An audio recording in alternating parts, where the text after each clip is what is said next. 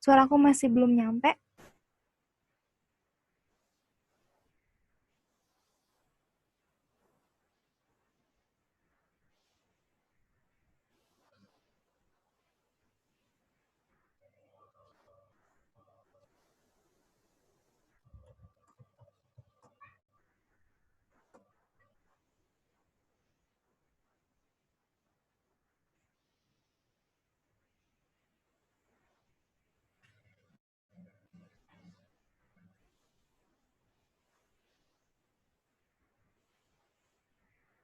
Oke, kita mulai aja ya. Oke, jadi sebelum kita mulai, mari kita berdoa dulu. Berdoa menurut agama dan kepercayaan masing-masing, berdoa dipersilakan.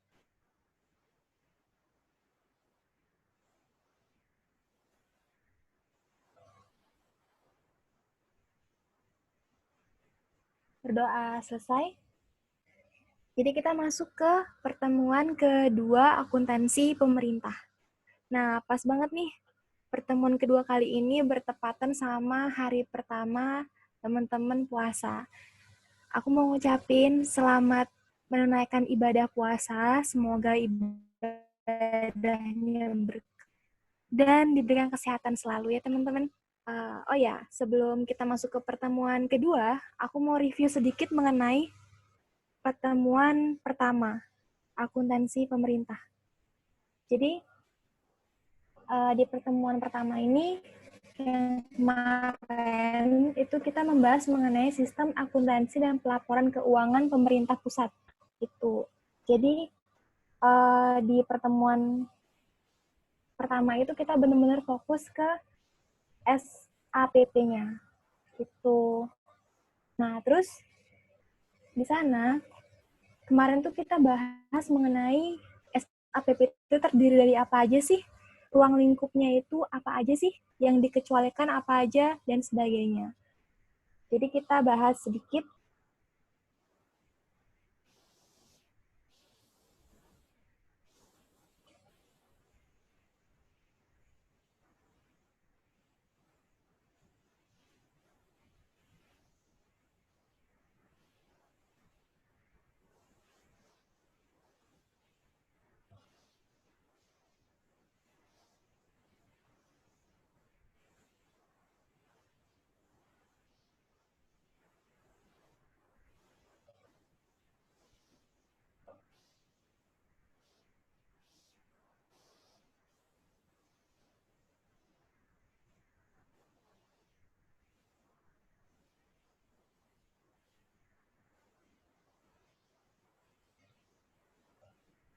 Halo, tes.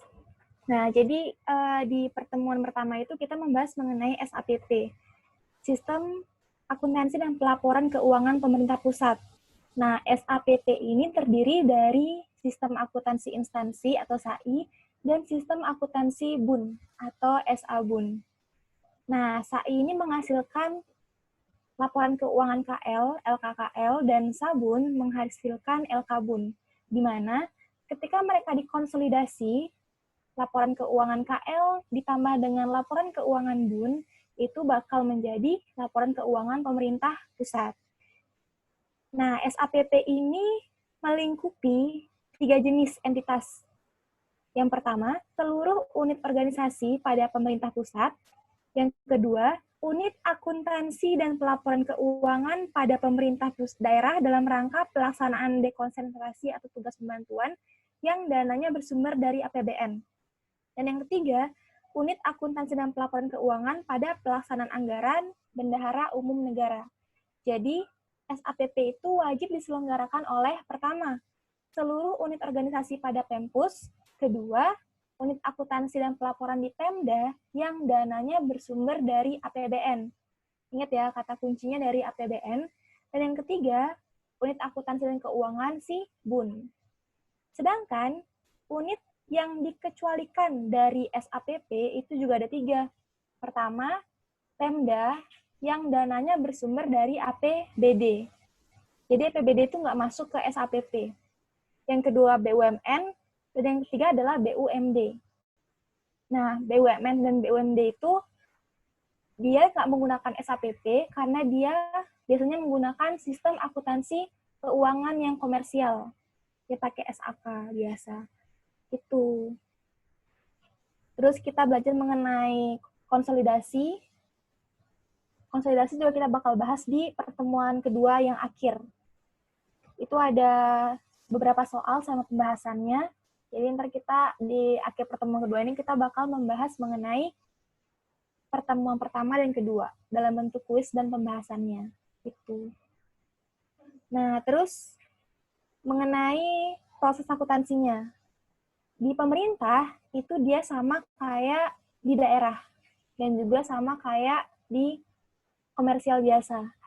Mulai dari dokumen transaksi, dibuat jurnal, diposting ke buku besar, diposting juga ke buku besar pembantu, dan habis itu dibikin laporan keuangan pemerintah pusat. Cuman bedanya, dokumen transaksi itu dibagi menjadi 3. Dokumen transaksi penerimaan, dokumen transaksi pengeluaran atau belanja, dan dokumen transaksi lainnya. Itu. Kalau lebih jelasnya itu udah ada di PowerPoint di primaedu.com. Terus, yang ketiga mengenai rekonsiliasi. Nah, rekonsiliasi ini karena sekarang di Kementerian Keuangan itu dia menggunakan Sakti, makanya dia sistemnya satu atau single database. Jadi, rekonsiliasi yang diperlukan itu cuman dari UAKPA ke KPPN atau KPKNL. Gitu. Jadi nggak perlu rekonsiliasi bertingkat lagi, karena dia sistemnya single database. Nah, terus mengenai apa aja yang ada di laporan keuangan, selain laporan keuangan itu sendiri, juga dilampirkan review atas laporan keuangan dan pernyataan tanggung jawab. Nah, review atau pernyataan telah direview itu ditandatangani oleh APIP atau Aparat Pengawas Intern Pemerintah. Sedangkan pernyataan tanggung jawab itu ditandatangani oleh kepala kementerian atau lembaga. Itu. Terus sekarang kita masuk ke pertemuan ketiga.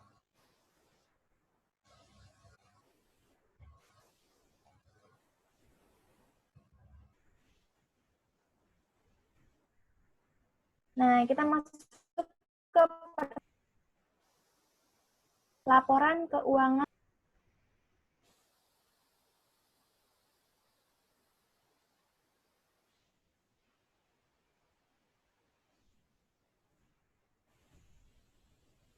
Mengenai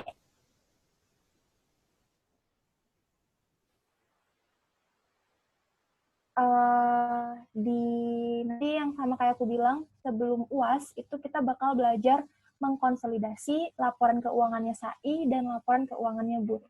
Jadi kita mulai. Nah, ini buat teman-teman yang mau nanya-nanya mengenai aku.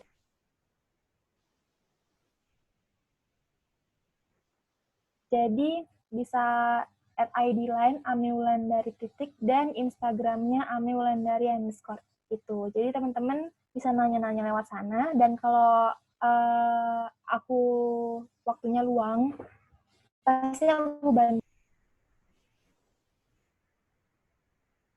Nah, ini laporan keuangan pemerintah pusat yang dasar hukumnya dari PMK 219 tahun 2013 tentang kebijakan akuntansi pemerintah.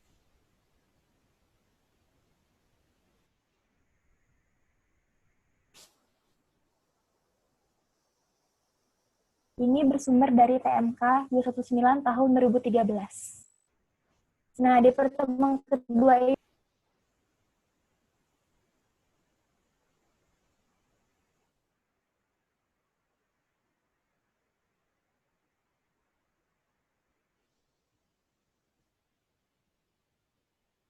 opini auditnya aku bahas dari 2012 ke 2017.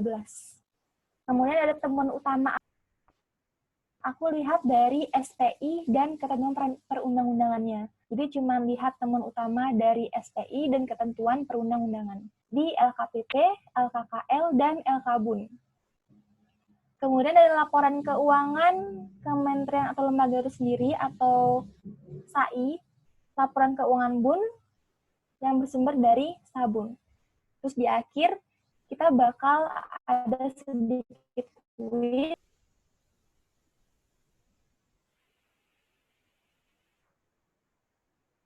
adalah pertemuan akhir yang membahas mengenai teori. Jadi pertemuan pertama sama kedua kita full bahas teori. Pertemuan pertama itu tentang SAPP, pertemuan kedua itu tentang LKPP dan LKKL serta LKBUN, dan pertemuan ketiga seterusnya itu udah bahas ke jurnal-jurnal. Jadi rencananya di pertemuan ketiga nanti kita bakal membahas mengenai jurnal-jurnal masing-masing, KL dan BUN. Terus aku nyari soalnya mungkin dari pembahasan ujian-ujian tahun lalu. Jadi biar sesuai sama RPS-nya teman-teman gitu. Oh iya, nanti kalau misalnya ada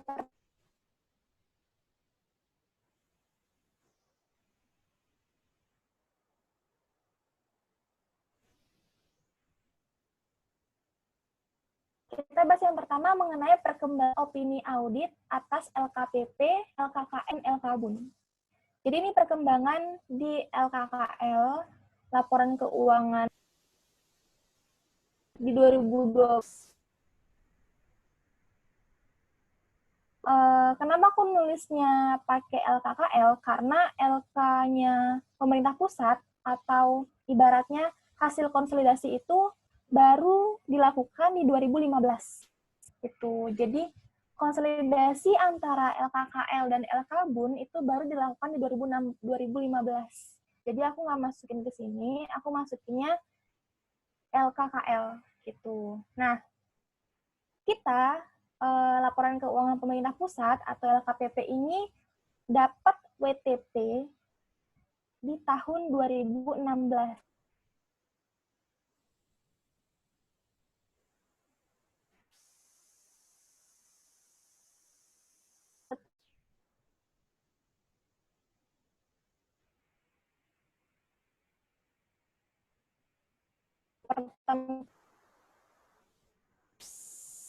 Si pemerintah daerah dan pemerintah pusat itu menggunakan basis akrual tahun 2015. Pertama kali full akrual semua tahun 2015. Sedangkan kita pertama kali mendapatkan opini wajar tanpa pengecualian itu pada tahun 2016. Nah, itu termasuk pencapaian yang bagus. Sejauh ini WTP sudah bisa kita dapat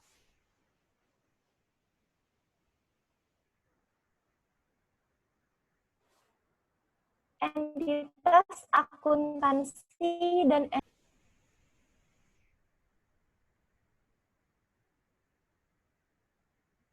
mengenai itu langsung bilang di grup, jadi ntar aku bisa ulang penjelasannya juga.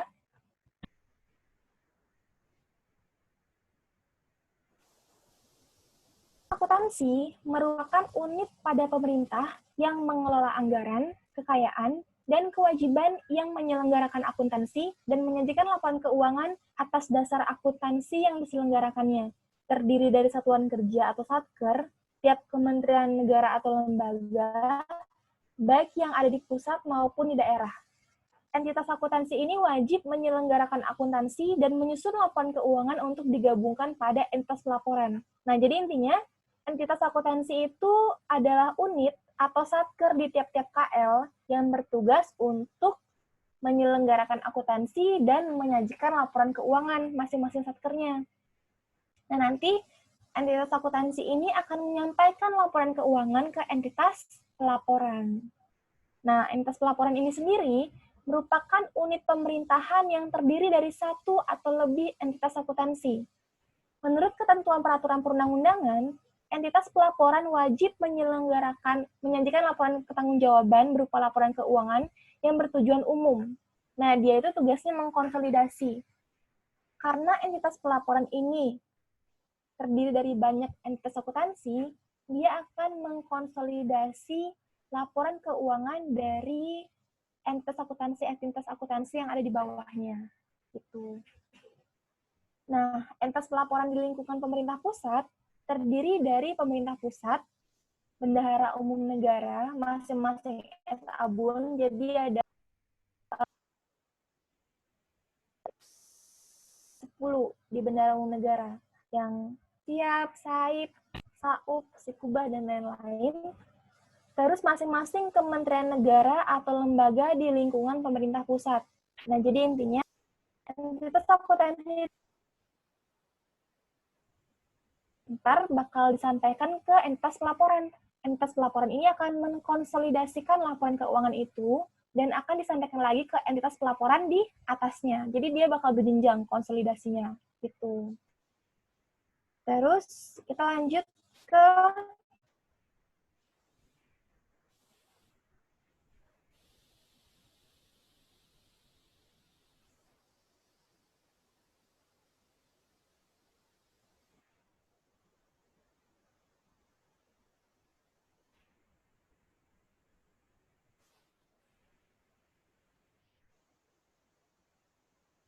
kebijakan akuntansi kita, pemerintah menyelenggarakan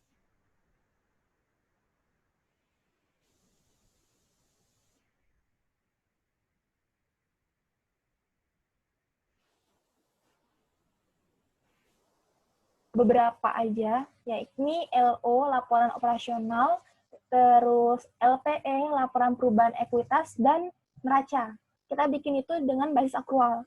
Sedangkan laporan lainnya, kita menggunakan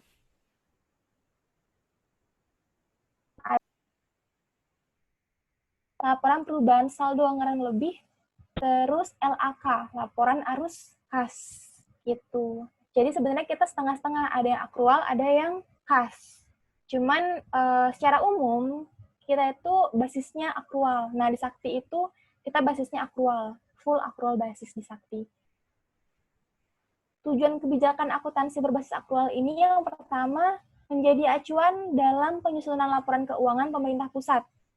Yang kedua, memberikan pedoman dalam pelaksanaan sistem dan prosedur akuntansi pemerintah pusat. Jadi PMK 219 ini digunakan sebagai dasar di tiap KL dalam menyusun laporan keuangannya.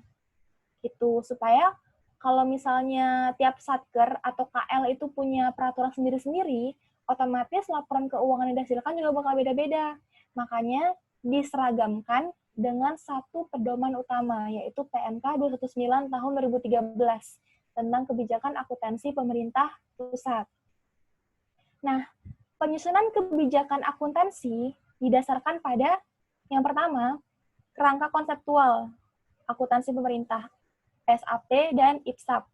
Nah, ini kerangka konseptual itu biasanya PMK 219 itu dalamnya ada apa? Kita biasanya masuk ke PSAP-nya langsung. Pedoman standar akuntansi pemerintah. Yang kedua, buletin teknis dan produk KSAP lainnya. Nah, kalau buletin teknis itu biasanya dibuat per KL atau bahkan per dirjen. Dia punya buletin teknis sendiri gitu. Itu buletin teknis itu fungsinya ketika ada satu transaksi yang bersifat khusus. Artinya transaksi itu tuh hanya muncul di KL itu sendiri atau lembaga itu sendiri. Makanya dibuat buletin teknis yang berisi bagaimana penyelenggaraan akuntansi terhadap transaksi khusus itu. Gitu. Makanya dibuat buletin teknis. Yang ketiga, peraturan, ketentuan, dan kebijakan yang dikeluarkan oleh pemerintah di bidang akuntansi dan pelaporan keuangan. Yang keempat, peraturan perundang-undangan yang relevan dengan laporan keuangan. Nah, akuntansi pemerintah kita itu banyak mengadopsi akuntansi keuangan komersial. Cuman ada beberapa yang nggak diambil. Contohnya kita mengadopsi kalau ternyata peralatan dan aset tetap itu harus disusutkan. Cuman kita nggak mengadopsi tuh semua cara-caranya. Di akuntansi pemerintah hanya 2 cara yang diperbolehkan, yaitu akuntansi penyusutan dengan cara garis lurus dan saldo menurun atau double declining. Cuman dua itu aja yang disesuaikan dengan peraturan perpajakan. Yang kelima, standar akuntansi dalam negeri terkini yang dikeluarkan oleh Badan Penyusun Standar Akuntansi Sektor Publik lainnya. Nah, ini jadi kita punya namanya akuntansi dan pelaporan keuangan APK. Jadi ada di Ditjen APK, itu fungsinya adalah melihat sebenarnya itu ada nggak sih kebijakan akuntansi Tempus yang perlu diubah, mengingat bahwa sekarang tuh udah banyak globalisasi, ada banyak perubahan dalam penyelenggaraan akuntansi, makanya dia ngerasa perlu nggak sih diubah. Nah, itulah APK ini, Dirjen APK ini fungsinya untuk melihat setiap perubahan dan juga meng-ACC setiap perubahannya itu. Setiap perubahan dalam akuntansi sektor publik. Dan yang keenam adalah standar akuntansi internasional terkini yang dikeluarkan oleh Badan Penyusun Standar Akuntansi Sektor Publik lainnya. Nah, kita lihat tuh kalau di BPK itu kan dia punya standar akuntansi sendiri. Mungkin kalian bakal berpikir, kalau laporan keuangannya pemerintah pusat itu diaudit sama BPK, laporan keuangannya BPK itu diaudit sama siapa sih? Nah, laporan keuangannya BPK itu diaudit sama BPK dari negara lain atau BPK internasional lainnya. Sama juga kayak ini, kita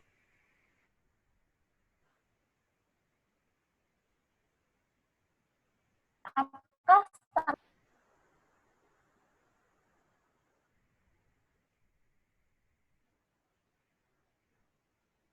atau budaya kita yang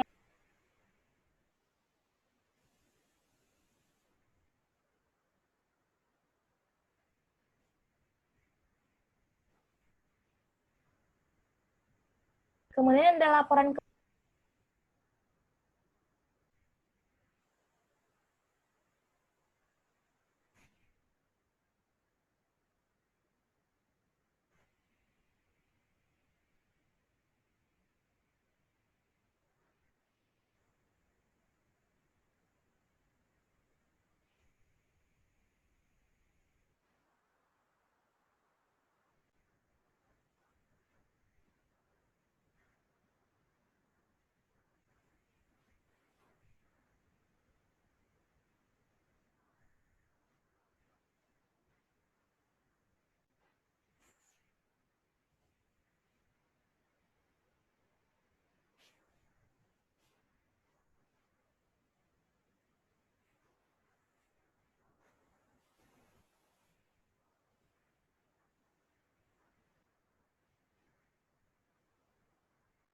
halo tes tes.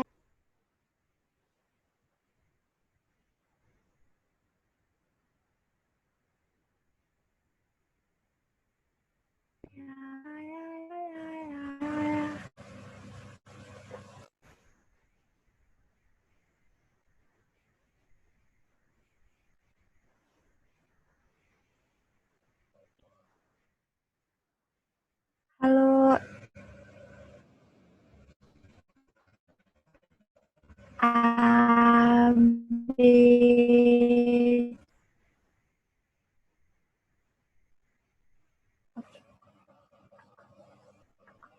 Semoga sekarang udah nggak putus-putus ya.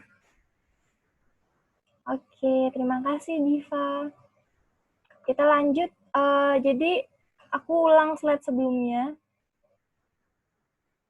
Mungkin tadi ada putus-putus di slide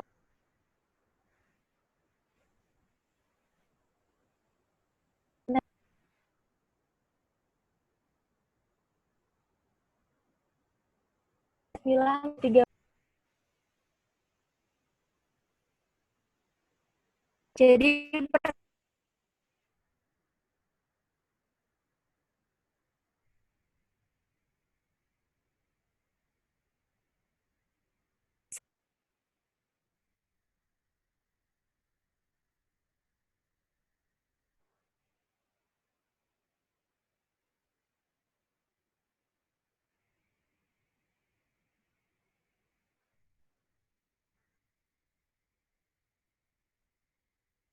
Laporan ke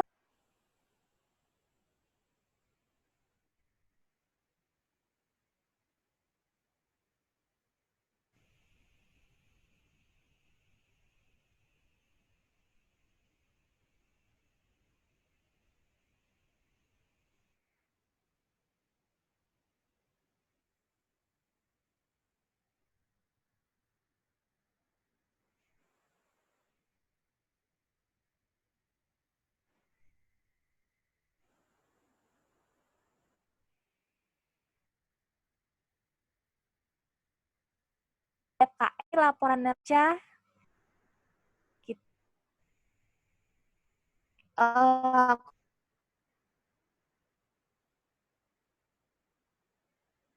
lapor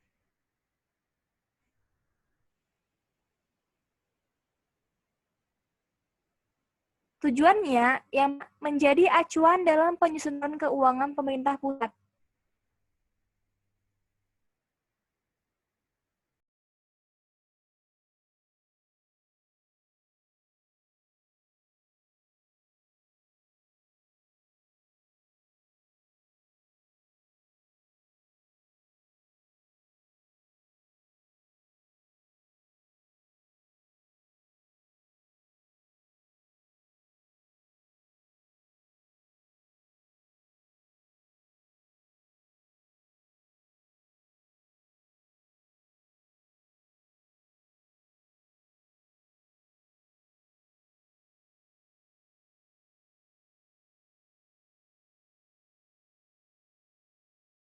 Kalau aku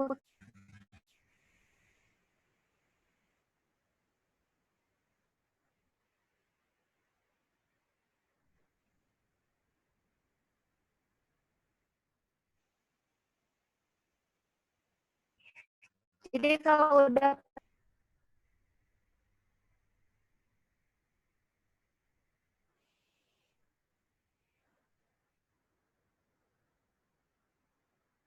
ketemu,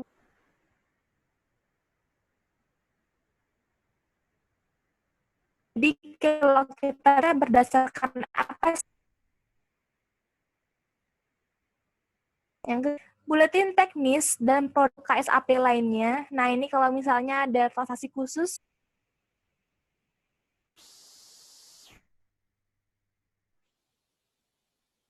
yang peraturan, tentuan, dan kebijakan yang dikeluarkan oleh pemerintah di bidang akuntansi dan pelaporan keuangan.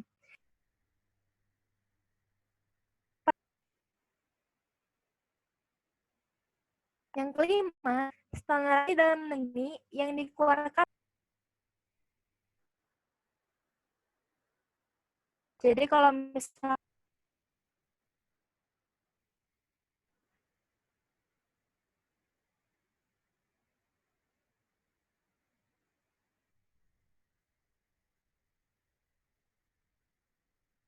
publik, 6 standar nasional terkini yang dikeluarkan oleh Badan Penyelenggara.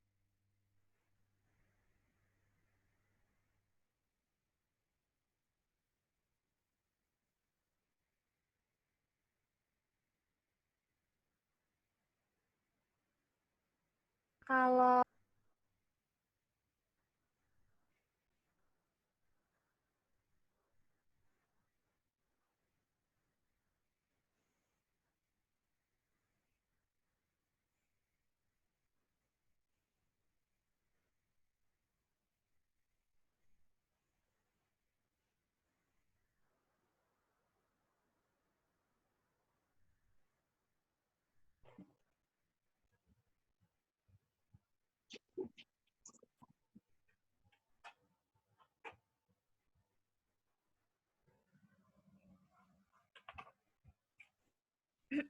halo, halo guys, masih putus-putus kah?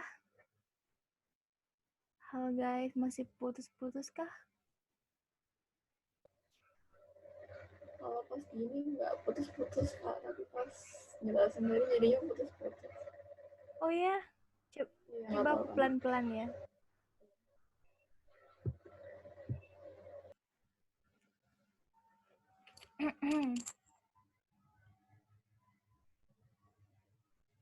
Ini kita lanjut dulu ya.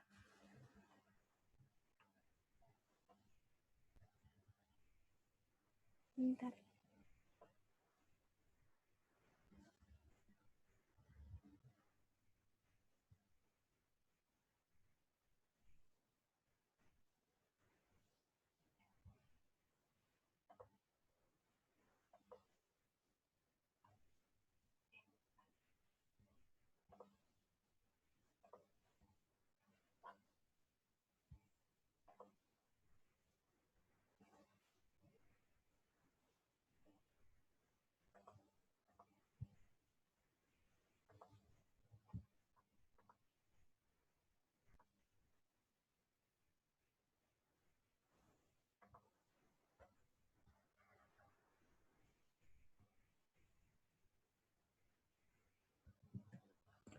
Oke, kita coba lanjut ya.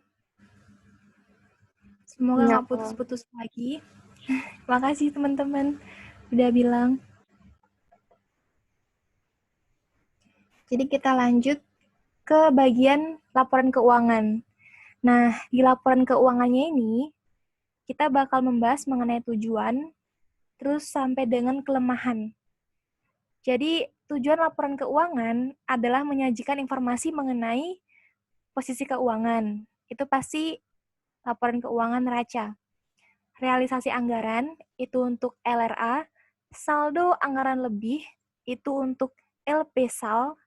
Ada arus kas, itu untuk laporan arus kas. Hasil operasi, itu LO. Perubahan ekuitas suatu entitas pelaporan, biasanya pakai laporan perubahan ekuitas atau LPE, dan informasi yang bermanfaat bagi para pengguna dalam membuat dan mengevaluasi keputusan mengenai alokasi sumber daya. Nah, ini masuk ke CALK. Karena di CALK itu dia berisi penjelasan mengenai tiap-tiap akun di laporan keuangan gitu. Makanya dia sifatnya menjelaskan laporan keuangan dari poin 1 sampai poin 6. Kita lanjut ke kebijakan pelaporan keuangan. Nah, laporan keuangan itu harus disusun dalam bahasa Indonesia. Ya, karena emang untuk konsumsi umum di Indonesia. Pelaporan harus dinyatakan dalam mata uang rupiah. Nah, gimana kalau misalnya kita punya utang?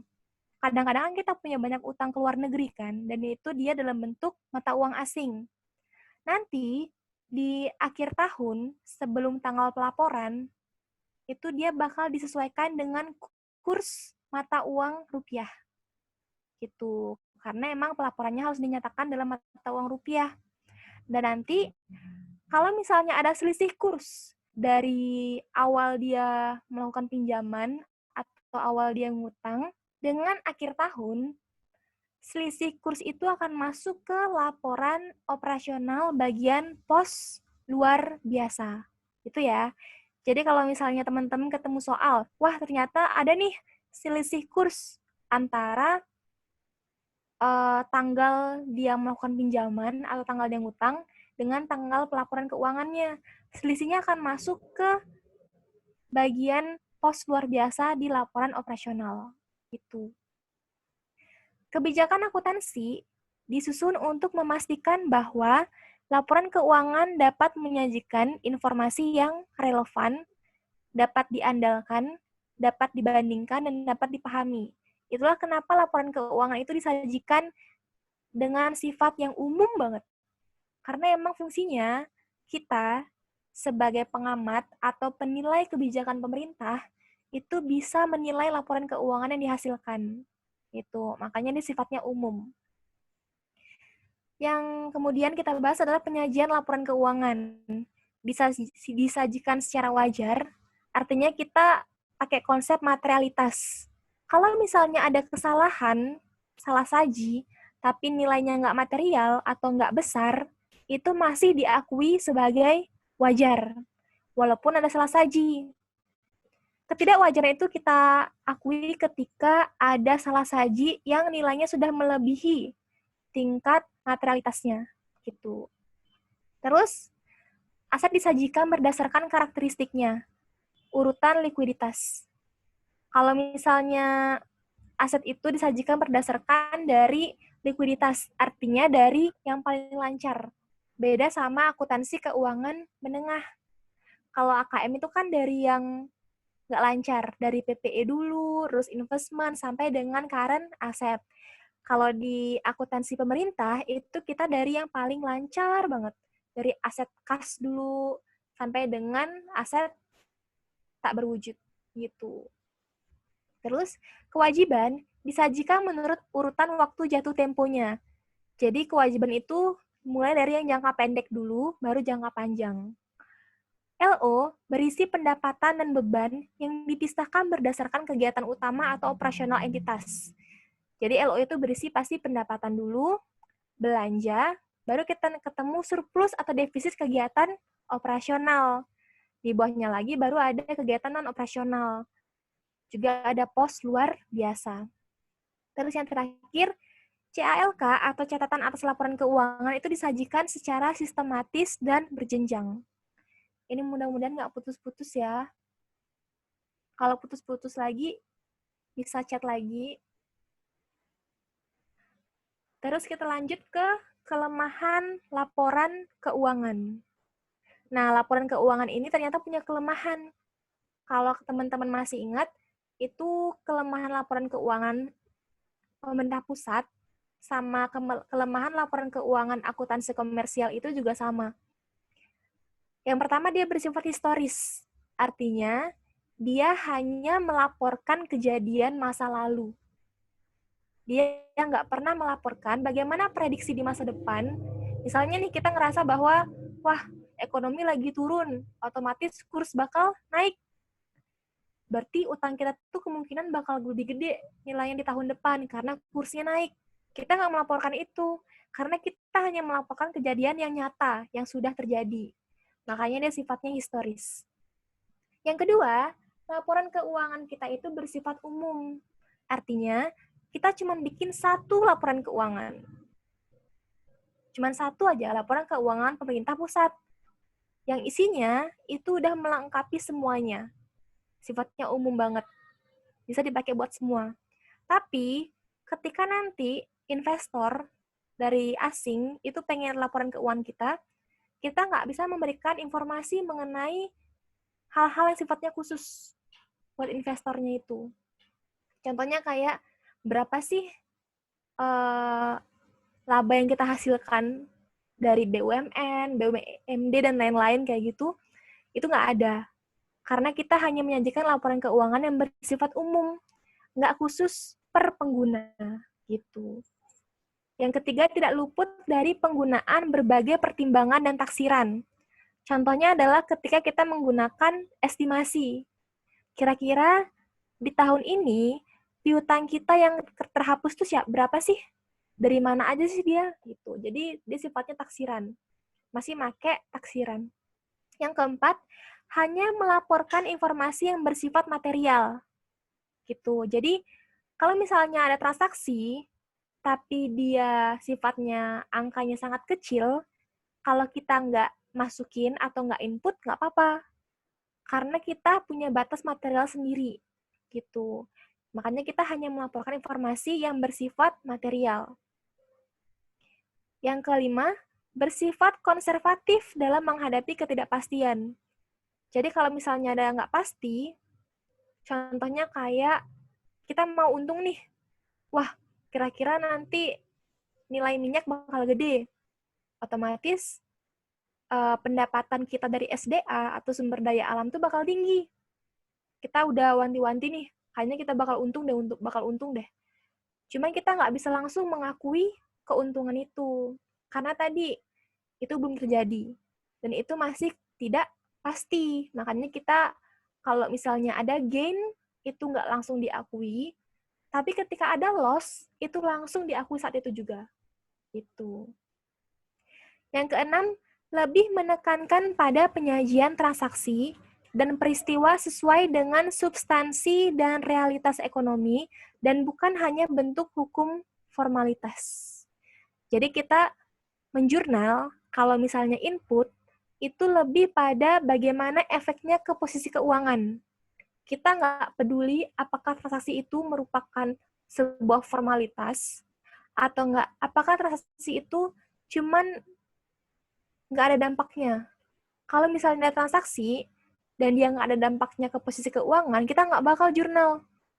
Karena kita hanya menjurnal transaksi yang punya realitas ekonomi. Contohnya, kita mengadakan rapat dengan PBB di Jakarta misalnya. Seharusnya itu kita jurnal sebagai bentuk transaksi kan, transaksi non keuangan karena nggak ada perubahan di posisi keuangan. Cuman karena kita fokus pada realitas ekonomi atau dampaknya ke posisi keuangan, bentuk-bentuk transaksi kayak gitu tuh nggak bakal di jurnal gitu. Jadi dia lebih menekankan pada penyajian transaksi yang punya realitas ekonomi atau dampak ke posisi keuangan. Kita masuk ke temuan utama audit LKKL, LKBUN, dan LKPP. Nah, ini temuan utamanya aku bagi jadi dua, yaitu temuan utama untuk SPI dan temuan utama untuk ketidakpatuhan terhadap peraturan perundang-undangan. Jadi, kalau teman-teman udah belajar audit, itu ada banyak banget macam-macam audit. Ada audit atas laporan keuangan, atas sistem pengenalan internal atau kepatuhan, terus audit atas kelengkapan, terus audit forensik, dan lain-lain. Pokoknya ada banyak banget macam-macam audit. Cuman biasanya yang diberikan informasi kepada kita itu hanya hasil pemeriksaan SPI dan hasil pemeriksaan dari kepatuhan terhadap peraturan perundang-undangan. Kita bahas yang pertama mengenai hasil pemeriksaan SPI. Sistem informasi penyusunan LKPP tahun 2017 itu belum dapat menyelesaikan selisih transaksi antar entitas dan transaksi timbal balik. Nah, ini semuanya itu ada banyak banget hasil pemeriksaannya. Sebenarnya ini nggak pernah muncul di ujian, cuman ada di RPS, jadi aku masukin juga biar teman-teman bisa baca-baca. Yang pertama itu sistem informasinya LKPP tahun 2017 itu nggak bisa menyelesaikan transaksi antar entitas atau transaksi timbal balik. Atau istilahnya kayak antara perusahaan induk ke perusahaan anak. Gitu. Jadi, kalau kalian ntar semester 5, semoga lanjut terus ya, teman-teman. Semoga lancar terus sampai wisuda. Ntar di semester 5, teman-teman bakal ketemu konsolidasi. Konsolidasi antara perusahaan induk dengan perusahaan anak. Gitu. Terus nanti teman-teman bakal disuruh mengkonsolidasikan laporannya itu, dan nggak boleh ada selisih antara laporan keuangannya induk dengan laporan keuangan anak. Gitu. Nah, kita LKPP tahun 2017 itu belum bisa menyelesaikan transaksi kayak gitu. Karena emang pada saat itu belum ada peraturan yang terkait mengenai konsolidasi antar induk dan anak perusahaan. Kayak gitu. Jadi masih belum ada waktu itu, cuman sekarang udah ada di PMK, diperbarui jadi PMK 224 tahun 2016. Gitu, diperbarui di sana. Jadi udah ada mengenai transaksi antar entitas dan transaksi timbal balik. Yang kedua, sistem pengendalian intern dalam penatausahaan piutang perpajakan masih memiliki kelemahan. Jadi SPI-nya piutang perpajakan itu masih memiliki kelemahan. Kalau teman-teman nanti udah PKL dan dapat PKL di KPKNL, itu nanti teman-teman bakal dapat di seksi pengelolaan piutang. Nah, di sana bakal banyak banget piutang yang dihapuskan. Kenapa? Karena emang SPI-nya kurang. Kita nggak bisa menagih dengan baik. Terus juga teman-teman kalau misalnya mau menagih, pasti kan perlu alamatnya, perlu nomor telepon, dan identitas yang benar-benar ada, benar-benar sesuai. Nah, kebanyakan di KPKNL itu masalahnya kayak gitu. Orangnya nggak ada lah, alamat yang dikasih salah lah, dan lain-lain gitu. Makanya SPI-nya masih kurang di bagian piutang perpajakan. Yang ketiga, sistem pengendalian intern dalam rekonsiliasi dan penatausahaan piutang pajak dalam rangka impor memiliki kelemahan. Ini dikarenakan kalau kita misalnya mau impor barang, itu masih susah dalam rekonsiliasinya. Artinya, antara kita sebagai pengimpor dengan bagian KPP atau perpajakannya. gitu. Kadang tuh masih ada misinformasi. Itu yang bikin sulit dalam rekonsiliasi dan penatausahaannya. Yang keempat, pengendalian penetapan STP atas potensi pokok dan sanksi administrasi pajak berupa bunga dan atau denda belum memadai. Nah, teman-teman nanti kalau misalnya udah punya NPWP, nomor pokok wajib pajak, itu kita kan kalau misalnya tiap tanggal, kalau kalau misalnya individu tuh kalau nggak salah bulan Maret, itu bakal bikin kayak hasil. Jadi kalau misalnya kita dapat gaji berapa dan lain-lain, berserta potongan pajaknya. Kalau kita nggak melakukan itu, ibaratnya kayak kita terlambat, itu bakal ada STP, atau surat tagihan pajak. Nah, STP ini biasanya kita itu karena banyak banget wajib pajaknya, itu potensi untuk melakukan fraud, itu bakal banyak banget. Entah kita salah kirim STP lah, atau kita salah hitung STP juga. Makanya potensi pokok dan sanksi administrasi pajak itu masih kurang SPI-nya gitu. Yang kelima, utang atau piutang atas kelebihan atau kekurangan pendapatan badan usaha dari selisih harga jual eceran formula dan HJP penetapan pemerintah atas penyaluran minyak solar dan premium belum dilaporkan dan diselesaikan. Nah ini kalau misalnya kita kan ada Pertamina tuh, Pertamina itu dia sebagai penyalur ke masyarakat bahan bakar. Nah, kita itu kadang masih sering ada utang piutang antara Pertamina sama pemerintah pusat secara umum. Jadi antara induk sama anaknya. Itu berhubungan sama yang nomor 1 tadi. Transaksi antar entitas. Dia masih belum ada ketentuan wajibnya, makanya dia belum dilaporkan dan belum diselesaikan gitu. Kemudian ada pengendalian realisasi belanja dan pertanggungjawaban ketepatan sasaran atas program pengelolaan subsidi belum memadai.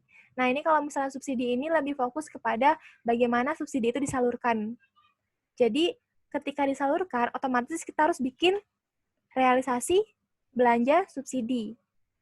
Dan juga harus bikin pertanggungjawaban juga.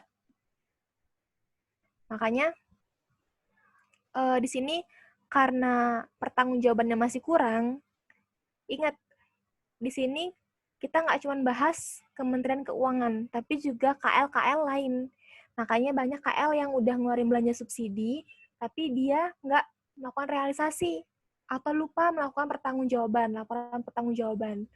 Makanya ini pengendaliannya masih belum memadai. Kita masih belum ngasih sanksi nih sama KL yang belum bikin laporannya. Masih belum ada sanksi yang tertulis. Kemudian lanjut, ada dana cadangan. Program JKN belum mampu menyelesaikan permasalahan defisit dana jaminan sosial kesehatan. Dan LKPP tahun 2017 belum menyajikan dampak kewajiban yang timbul dari defisit BPJS Kesehatan. Nah, kalau misalnya JKN, itu kan kita sistemnya bayar ketika ada kecelakaan atau hal-hal yang merugikan, kita bisa minta asuransinya. Nah, JKN ini sendiri ternyata belum mampu menutupi defisitnya si jaminan sosial itu sendiri. Semua kecelakaan itu ternyata belum dapat ditutupi oleh si JKN ini di tahun 2017. Kenapa? Karena emang kita JKN ini sifatnya waktu itu udah wajib kan semuanya punya JKN, dan itu ternyata masih sulit untuk ditagih. Gitu. Jadi dia masih belum menyajikan dampak kewajiban yang timbul dari defisit DJS Kesehatan. Pengelolaan kas pada 27 kementerian atau lembaga belum tertib. Penatausahaan dan pencatatan kepersediaan itu juga belum tertib. Penatausahaan dan pencatatan aset belum tertib. Dan juga aset tak berwujud juga belum tertib. Jadi, kalau misalnya SPI, kesalahan atau kurangnya pengendalian memadai terhadap SPI, itu pasti langsung berdampak pada akun-akun terkait. Contohnya kayak tadi, kasnya, persediaannya, kewajiban dari JKN itu sendiri, kayak gitu. Dia bakal langsung berdampak di akun-akunnya. Kemudian kita lanjut, kebijakan akuntansi terkait transaksi material persediaan aset kontraktor, kontrak kerjasama belum memadai. Nah, waktu itu kita kan sering melakukan kerjasama antar pemerintah asing. kalau kita mau bikin jalan gitu. Kadang-kadang tuh suppliernya nggak cuma dalam negeri, tapi juga luar negeri. Nah, transaksi material ini pasti belum ada kebijakannya waktu itu. Kenapa? Karena kita nggak cuma nerima tadi harganya tuh belum tentu dari rupiah aja, tapi juga dari pihak lain tuh ada valuta asingnya juga. Makanya di sana untuk kontrak kerjasama itu belum ada bagaimana kebijakan akuntansi terkait gitu. Kemudian yang terakhir ada pengendalian atas penatausahaan dan pemanfaatan barang milik negara KKKS yang telah berakhir kontrak kerja samanya belum memadai. Nah, ini kita udah selesai nih bikin suatu bangunan atau aset. Cuman ketika udah berakhir kontrak kerjasamanya, itu belum ada penatausahaan dari BMN-nya. Gitu. Jadi bisa aja nih satu aset dipakai sama dua pihak, kita sama lembaga asingnya itu. Tapi kita nggak bikin laporan penatausahaan dan pemanfaatan gitu. Itu sering terjadi di KPKNL. Jadi namanya laporan WASDAL, pengawasan dan pengendalian, itu jarang banget Satker bisa ngasih laporan WASDAL itu tepat waktu. Makanya ini pengendaliannya masih belum memadai karena emang nggak ada sanksinya. Ketika mereka nggak ngasih laporan, itu nggak ada sanksinya. Mereka cuma dikasih lain, ayo kirim laporannya secepat mungkin, atau jangan sampai lewat tenggat waktu. Tapi ketika mereka melewati tenggat waktu, itu nggak ada hukuman yang dikasih. Itu yang bikin pengendaliannya masih belum memadai. Kemudian ada hasil pemeriksaan kepatuhan terhadap ketentuan perundang-undangan tersebut. Meliputi, nah ini, adanya ketidakpatuhan. Pengelolaan PNBP belum sesuai sama ketentuan. Pengembalian kelebihan pembayaran pajak itu besar banget. Belum dikompensasikan dengan utang pajak WP. Ada penganggaran pelaksanaan pertanggungjawaban belanja tidak memadai. Penambahan pagu anggaran, nah ini, penambahan pagu anggaran subsidi listrik sebesar 5,22 triliun tidak sesuai dengan Undang-Undang APBNP dan tidak berdasarkan pertimbangan yang memadai. Jadi, selama ini kita itu bikin APBN. Bikin APBN itu nggak melihat tentang bagaimana trennya di masa lalu. Kalau misalnya kita cuma lihat, wah, kira-kira listrik tahun ini dinaikkan atau gimana ya, subsidinya diturunin kali ya, kita lihat gitu. Cuman kita nggak punya dasarnya. Kalau misalnya teman-teman tahu dasarnya dalam membuat APBN, kita pasti bisa menyusun APBN yang lebih bagus lagi. Nah, itulah kelemahan di Indonesia. Setiap satker itu disuruh bikin APBN yang mereka sendiri-sendiri. Terus kebanyakan dari mereka itu suka bikin APBN yang ngada-ngada. Kenapa? Karena emang waktunya dikit. Sebenarnya bukan waktunya dikit sih, mereka yang kerjanya di akhir-akhir, deadlineer gitu. Nah, itulah sebabnya kita sering banget bikin APBN perubahan di pertengahan periode. Kenapa? Karena emang ada perubahan terhadap realisasinya. Kadang juga, ketika kita bikin anggaran yang tinggi-tinggi banget, kita sampai selalu pikir kalau misalnya kita perlu anggaran yang tinggi. Lebih baik kelebihan daripada kekurangan anggaran, kan? Makanya kita bikin anggaran tinggi-tinggi. Terus dampaknya apa? Dampaknya tuh contohnya kayak di STAN. Di STAN itu kita punya kelebihan anggaran di akhir tahun. Karena kita emang menganggarkan tinggi-tinggi. Cuman coba lihat, kalau misalnya kelebihan anggaran itu bisa kita kompensasikan ke tahun depan, itu lebih bagus. Tapi ada risikonya. Kalau misalnya ada kelebihan anggaran dan kita kompensasikan ke tahun depan, ada kemungkinan tahun depan itu anggaran kita bakal dipotong atau di-cut. Itulah kenapa STAN itu suka banget belanja-belanja peralatan, aset di akhir tahun yang nggak terlalu penting sebenarnya. Contohnya kayak meja di perpustakaan. Kalian kalau pernah ke perpustakaan sebelum liburannya ini, pasti kalian ada meja-meja warna-warni, warna merah, dan lain-lain. Itu adalah salah satu bentuk dari kelebihan anggaran kita. Gitu. Jadi kita belanjain sesuatu yang sebenarnya nggak terlalu penting. Sebenarnya masih bisa kita pakai hal-hal yang lain gitu. Itu contoh dari penambahan pagu anggaran yang tidak berdasarkan pertimbangan yang memadai.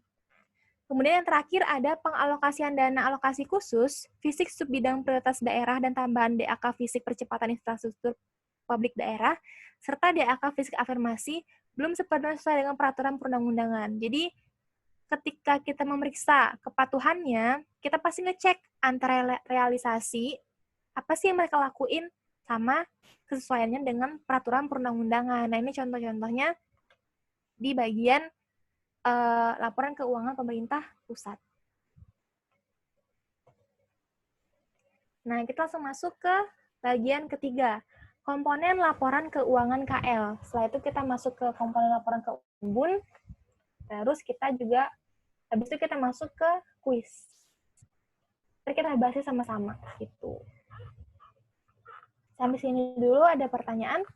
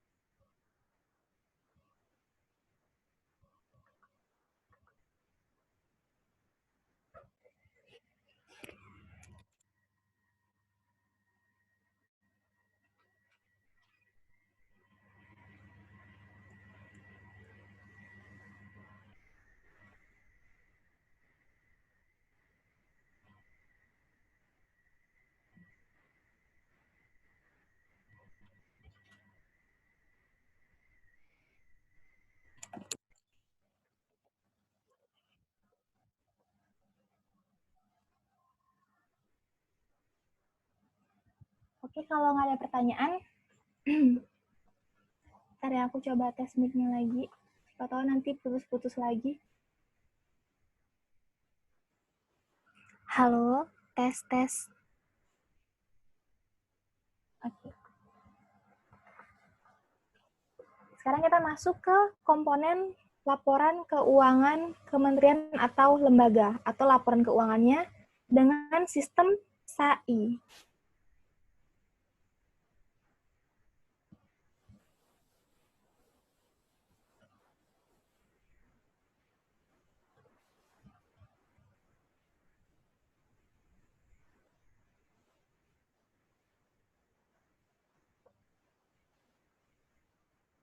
Nah, sebelum kita masuk, kita review lagi masalah yang Akpem 1.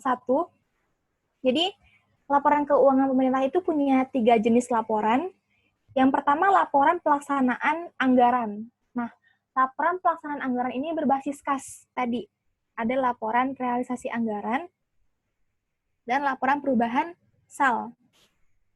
Kemudian yang kedua, ada laporan finansial. Laporan finansial. Ada neraca berbasis akrual, ada laporan operasional berbasis akrual, ada laporan perubahan ekuitas berbasis akrual, dan ada laporan arus kas berbasis kas. Kemudian yang terakhir ada laporan yang menjelaskan laporan pertama dan kedua, yakni CALK, catatan atas laporan keuangan. Jadi, komponen laporan keuangan pemerintah itu ada 3, laporan pelaksanaan anggaran, laporan finansial, dan laporan yang menjelaskan laporan pertama dan kedua. Laporan pelaksanaan anggaran itulah ada LRA sama LP SAL. Laporan finansial ada LO, LPE, neraca, dan LAK. Kemudian yang terakhir laporan yang menjelaskan poin 1 dan 2, yakni catatan atas laporan keuangan. Sekarang kita bahas satu per satu. Yang pertama yakni laporan realisasi anggaran atau LRA. LRA adalah laporan yang menyajikan perbandingan antara realisasi pendapatan dan belanja dengan anggarannya Manfaatnya adalah memprediksi sumber daya ekonomi yang akan diterima untuk mendanai kegiatan Satker pemerintah pusat dalam periode mendatang dengan cara menyajikan laporan secara komparatif. Nah, jadi kenapa di sini dibilang dia menyajikan laporan secara komparatif? Karena LRA itu isinya perbandingan antara realisasi tahun lalu dengan realisasi tahun ini. Begitu juga dengan anggaran tahun lalu dan anggaran tahun ini. Jadi sifatnya membandingkan antara tahun lalu dengan tahun ini. Kalau kita bisa membandingkan, kita bisa memprediksi kira-kira tahun depan itu kita dapat sumber daya berapa sih? Dan kita gunakan untuk apa aja sih? Gitu. Jadi biasanya sebagai dasar APBN, dalam pembuatan APBN. Nah, struktur dan isinya ada 3, ada pendapatan pajak, PNBP, terus ada pendapatan lainnya. Ada belanja, ada pembiayaan, penerimaan pembiayaan, dan pengeluaran pembiayaan. Ada laporan operasional atau LO.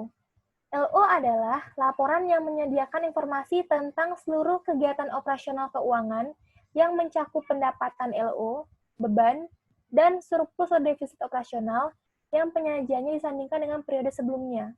Manfaatnya adalah melengkapi pelaporan dari siklus akuntansi berbasis akrual sehingga penyusunan LO, LP, dan neraca mempunyai keterkaitan yang jelas. Nah, jadi LO ini LRA dengan basis akrual. LRA itu LO-nya basis kas. Itu. Terus, LO ini punya keterkaitan dengan LPE dan neraca. Terkaitannya adalah surplus atau defisit yang dihasilkan oleh LO itu akan menjadi penambah atau pengurang dari ekuitas yang ada di LPE, dan ekuitas akhir itu akan menjadi ekuitas yang disajikan di neraca. Itu keterkaitannya. Jadi, waktu itu sempat muncul soal kayak gitu, apa keterkaitan antara LO, LPE, dan neraca gitu. Jadi, dia keterkaitannya adalah surplus atau defisit yang dihasilkan oleh LO itu akan menjadi penambah atau pengurang dari ekuitas pada LPE yang nanti akan menghasilkan ekuitas akhir. Ekuitas akhir inilah yang akan disajikan di neraca. Gitu. Kemudian ada struktur dan isinya. Ada pendapatan LO, ada beban, surplus atau defisit dari operasi, kegiatan non-operasional, surplus atau defisit sebelum pos luar biasa, surplus atau defisit dari LO. Nah, apa sih bedanya kegiatan non-operasional sama pos luar biasa? Pos luar biasa itu biasanya kita masukkan ke hal-hal yang di luar prediksi. Contohnya tadi kayak selisih kurs. Kita nggak bisa memprediksi selisih kurs. Kegiatan non-operasional itu biasanya masuk kalau misalnya kita menerima pendapatan, tapi di luar jenis-jenis pendapatan tadi. Di luar pendapatan pajak, PNBP, dan pendapatan lainnya. Termasuk kegiatan non-operasional. Kemudian hasilnya pasti surplus atau defisit LO. Kemudian kita lanjut ke neraca. Neraca adalah laporan keuangan yang menggambarkan posisi keuangan suatu entitas pelaporan mengenai aset, kewajiban, dan ekuitas pada tanggal tertentu.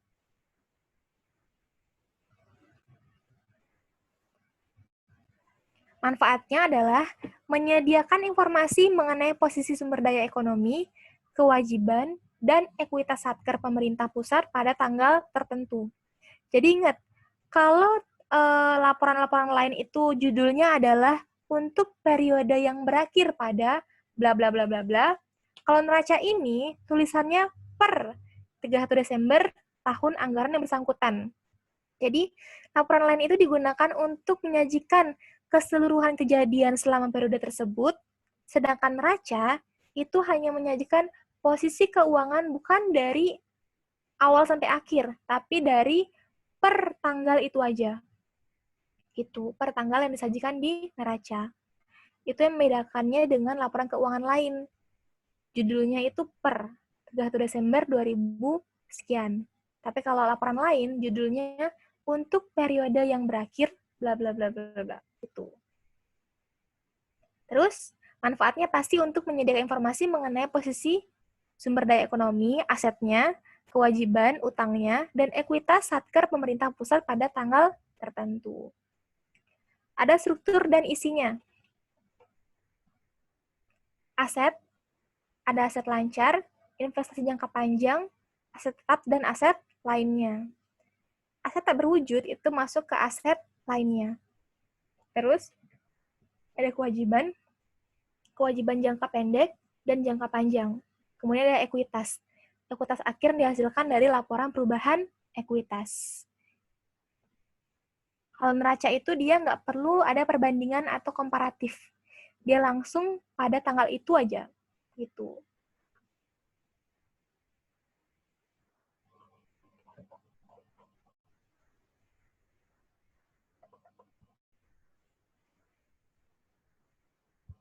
Selanjutnya kita masuk ke laporan arus kas. Nah, laporan arus kas ini dibuat oleh kementerian atau lembaga yang berfungsi di bidang perbendaharaan atau di Kementerian Keuangan gitu. Jadi KL, satu-satunya KL yang membuat laporan arus kas adalah Kementerian Keuangan. LAK adalah laporan yang menyajikan arus kas masuk dan arus kas keluar dari kegiatan operasional pemerintah. Manfaatnya dari laporan ini adalah dapat menyediakan informasi mengenai sumber dan penggunaan dana pemerintah. Nah, isinya ada 4, beda sama yang komersial. Kalau komersial, dia nggak ada kegiatan transitoris.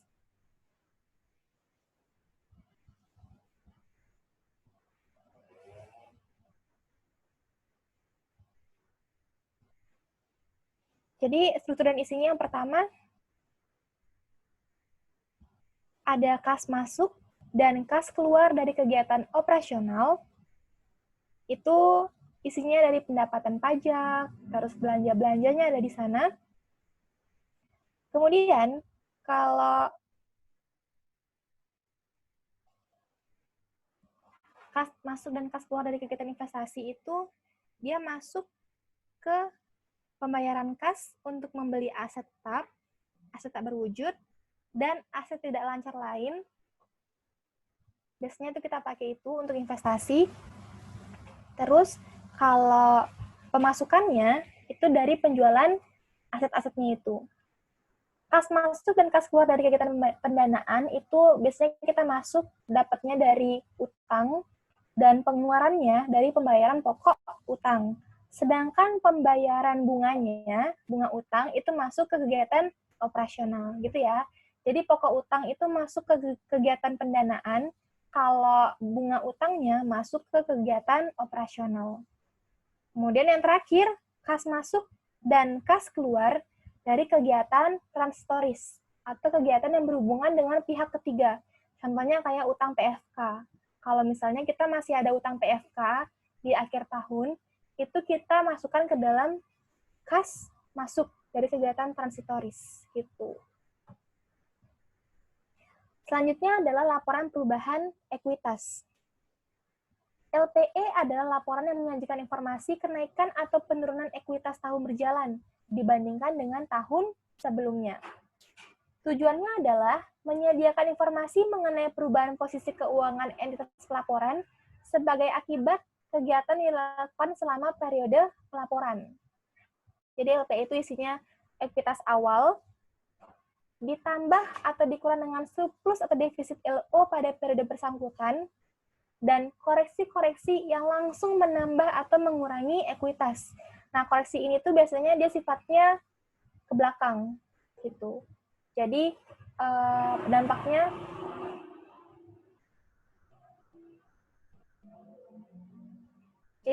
itu memberikan efek ke belakang juga. Contohnya kayak perubahan metode akuntansi yang digunakan. Misalnya kita waktu menilai presiden itu pakai metode FIFO, tapi tahun ini kita merubah dengan metode rata-rata bergerak. Gitu. Jadi perubahannya akan masuk ke koreksi-koreksi yang langsung menambah atau mengurangi ekuitas. Mengenai apakah selama ini ada koreksi yang pernah terjadi di laporan keuangan pemerintah yang langsung mengurangi ekuitas atau menambah ekuitas, itu udah ada. Jadi kalau nggak salah, Salah satu KL itu dia mengganti metode penyusutannya, yang awalnya double declining menjadi garis lurus. Itu penjelasannya karena dia dulu dipakai terus-terusan perawatannya, tapi sekarang katanya udah nggak terlalu dipakai. Jadi dia cuma pakai garis lurus biasa aja. Itu salah satu koreksi yang langsung menambah atau mengurangi ekuitas. Kemudian ada saldo ditagihkan kepada entitas lain atau diterima dari entitas lain. Dekel atau dedel. Kalau ditagihkan kepada entitas lain itu ketika kita belanja. Kalau dedel diterima dari entitas lain ketika kita menerima pendapatan, gitu ya. Jadi dedel itu biasanya di debit, kalau dekel ditagihkan kepada entitas lain biasanya di kredit. Kemudian kita ketemu entitas akhir, gitu. Itu struktur dan isinya. Mengenai dekel dan dedel, ditagihkan kepada entitas lain dan diterima dari entitas lain, itu kita bakal bahas di pertemuan ketiga dan seterusnya. Itu baru kita langsung jurnal dekel dan dedel. Gitu. Kita lanjut ke laporan perubahan SAL atau LP-SAL. LP-SAL adalah laporan yang menyediakan informasi mengenai kenaikan dan penurunan SAL di tahun anggaran. LP-SAL terdiri dari SAL awal, SILPA atau SIKPA, koreksi, dan SAL akhir. Nah, LP-SAL ini biasanya dibuat oleh Bendahara Umum Negara. Tapi, kalau kita bahas nanti di laporan keuangan BUN, itu nggak ada subsistem BUN yang bikin LP-SAL. Terus sebenarnya siapa sih yang bikin LP-SAL? LP-SAL ini sebenarnya yang bikin adalah si Pemda dalam laporan pemerintah daerah. Sebenarnya dia yang bikin. Itu. Cuman Pemda yang merupakan entitas perbendaharaan yang bikin. Kan laporan keuangannya Pemda itu juga masuk ke laporan pemerintah pusat. Itu. Kita lanjut ke CALK. Nah, ini catatan atas laporan keuangan atau CALK. CALK ini merupakan bagian yang tak terpisahkan dari laporan keuangan. Tujuan dan manfaatnya itu yang pertama pasti memudahkan pengguna, karena ini sifatnya menjelaskan tiap-tiap pos dalam laporan keuangan. Misalnya, wah, ada akun KDP nih, konstruksi dalam proses. Kenapa ya masih ada akun KDP di akhir tahun?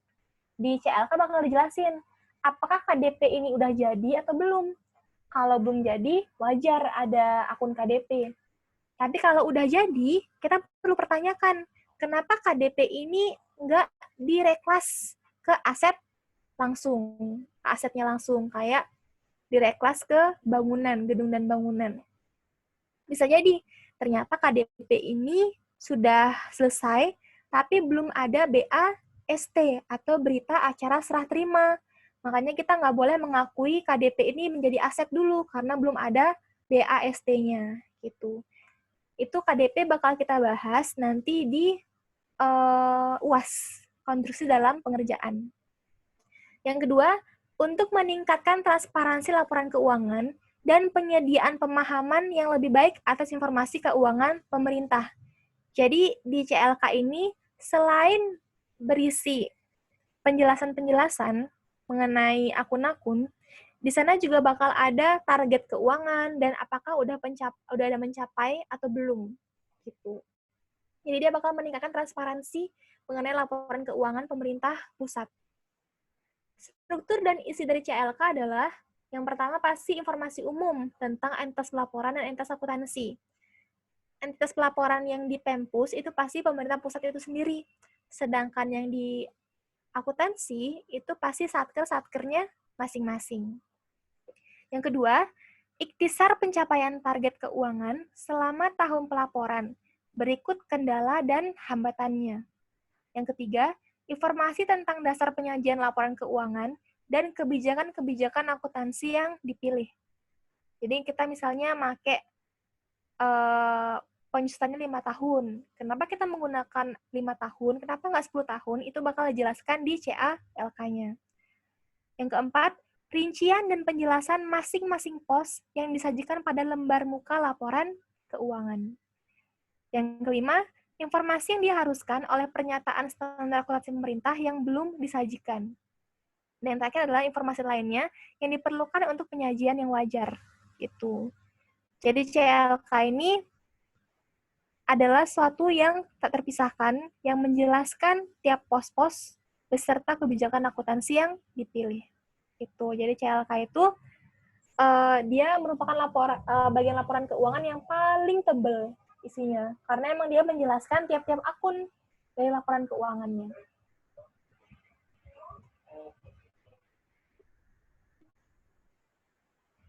Kita lanjut ke bagian keempat, yakni komponen laporan keuangan BUN. Nah, ini udah masuk materi yang terakhir nih, komponen laporan keuangan BUN. Tapi sebelum kita masuk, teman-teman ada yang mau ditanyain nggak? Atau suaraku ada yang nggak jelas di bagian mana gitu? Jadi aku bisa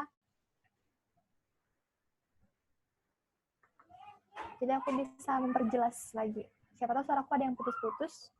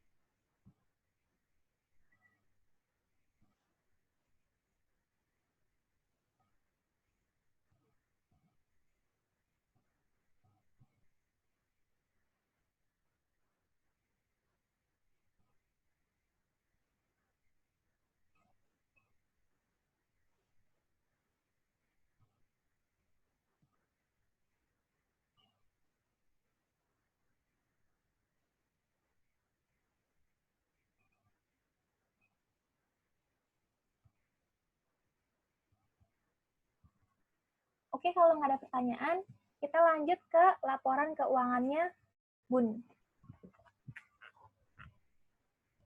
Aku share screen lagi.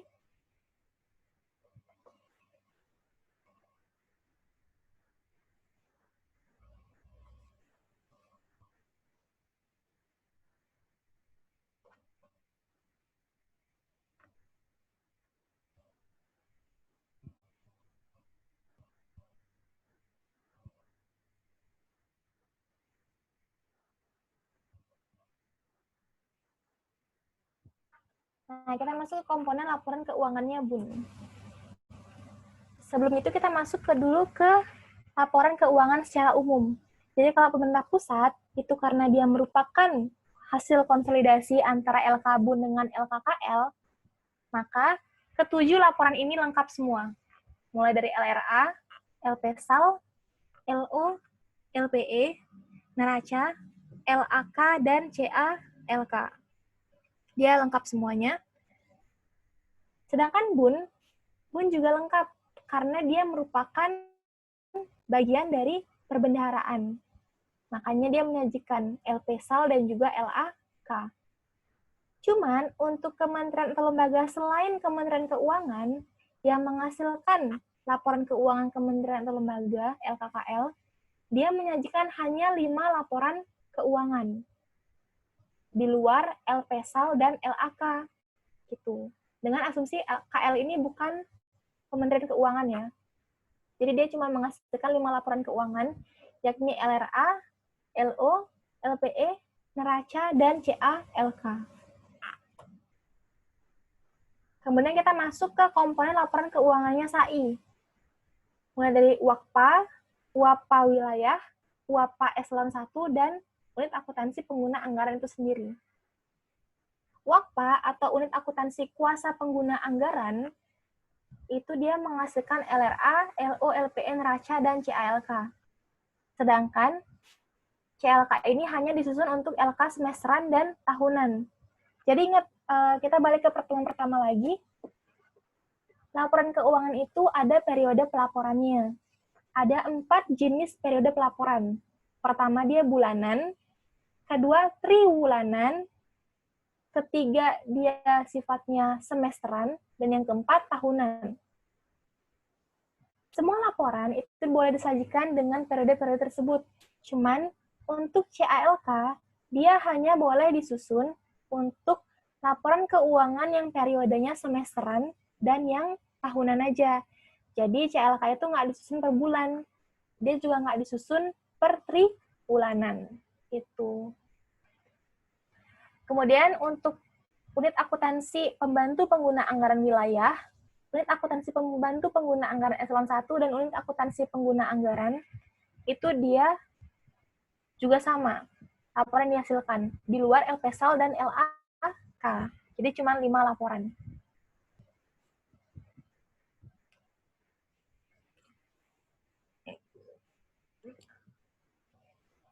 Nah, sekarang kita masuk ke komponen laporan keuangannya setiap sistem subsistem dari BUN.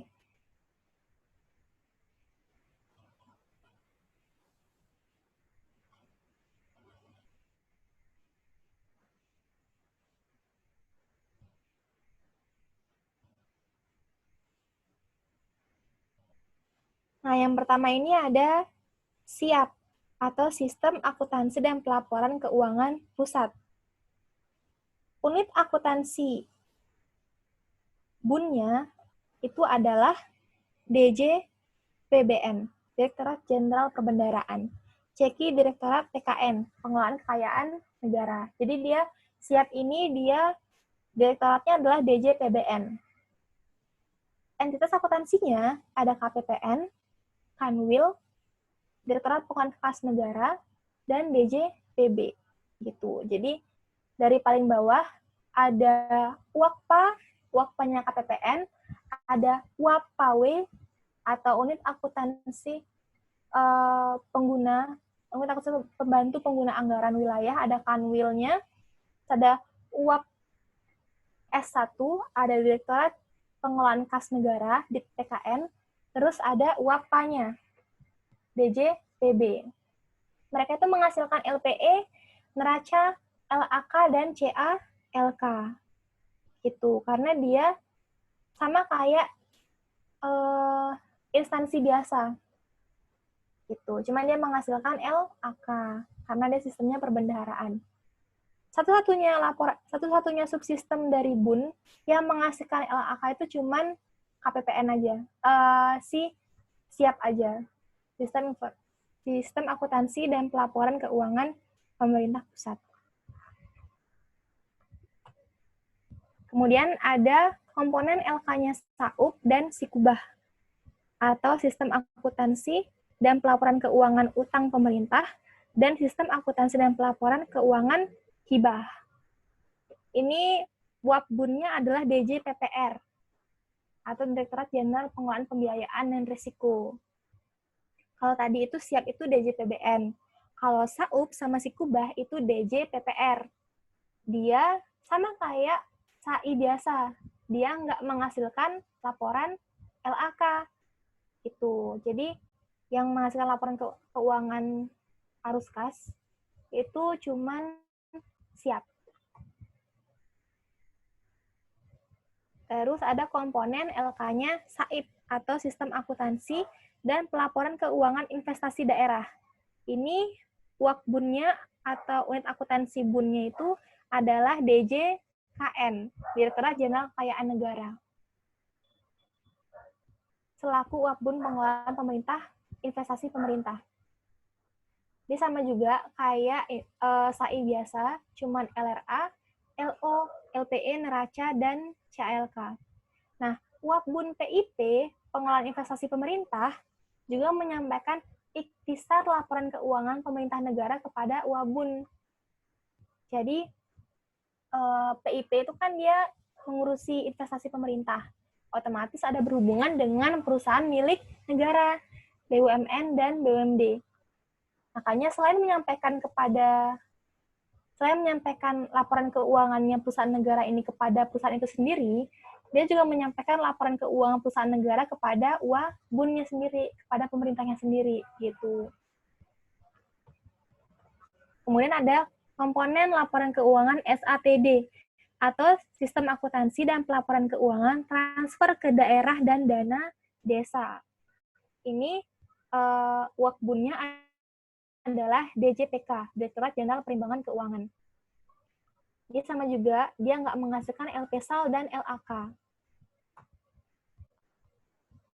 Terus lanjut ke komponen LK-nya SABS dan SABL. Sistem akuntansi dan pelaporan keuangan belanja subsidi dan sistem akuntansi dan pelaporan keuangan belanja lainnya. Itu Wakbunnya adalah DJA, Direktorat Jenderal Anggaran. Gitu. DJA, dia juga menghasilkan 5 laporan, kecuali LAK dan LPSAL. Kemudian ada komponen laporan keuangan SATK. Nah, SATK ini merupakan sistem akuntansi dan pelaporan keuangan transaksi khusus. Dan dia tidak punya Wakbun tersendiri. Kalau yang lain contohnya tadi, si SABS sama SABL itu punya DJA, si SATD itu punya DJPK, dan SAUP itu punyanya DJPPR, dan sebagainya. Si subsistemnya SATK ini, dia nggak punya Wakbun tersendiri. Wakbunnya ini tersebar ke setiap kementerian atau lembaga yang memerlukan. Nah, kenapa dia nggak punya Wakbun? Karena transaksi khusus ini sifatnya beda-beda per kementerian atau lembaga. Karena dia beda-beda, dan dia nggak punya kontrolnya ke transaksi khususnya orang lain, dia cuma punya kontrol terhadap diri sendiri aja, makanya di sini entitas akuntansi selaku Wakbunnya itu beda-beda. Mulai dari BKF, DJA, DJKN, DJPK, terus ada DJPBN, dan DJPPR. Jadi semuanya di sini ada.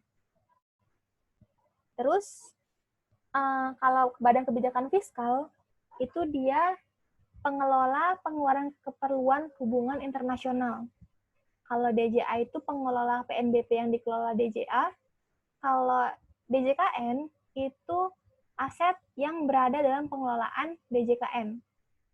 DJPK itu terkait dengan utang pihak ketiga dan pajak pokok, PFK dan pajak pokok.